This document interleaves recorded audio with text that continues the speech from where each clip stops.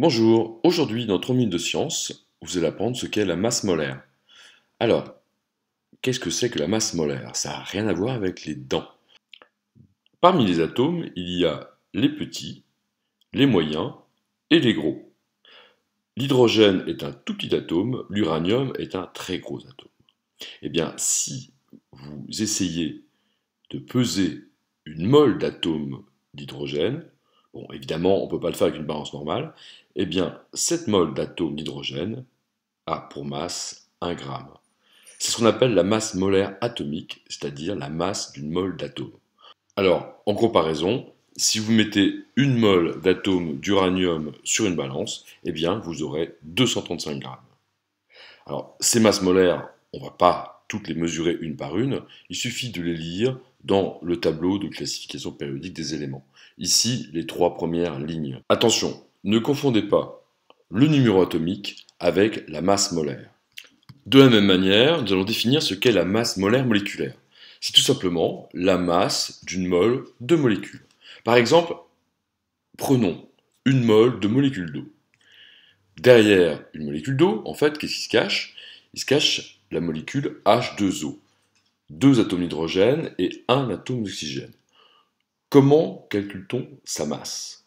Eh bien, regardons dans le tableau, on va isoler les masses de l'atome d'hydrogène et la masse molaire de l'atome d'oxygène. 16 et 1. Comme on a la composition 2 hydrogènes pour 1 oxygène, eh bien, le calcul de la masse molaire, c'est simplement la somme de toutes les masses molaires atomiques. 16 grammes plus 1 gramme plus 1 gramme, car on a 2 atomes d'hydrogène. Ça fait donc 18 grammes par mol. Alors, comment compter les moles dans la matière? Regardons une bouteille d'eau minérale, une bouteille d'1 litre. La masse d'une mole de molécule d'eau est 18 grammes.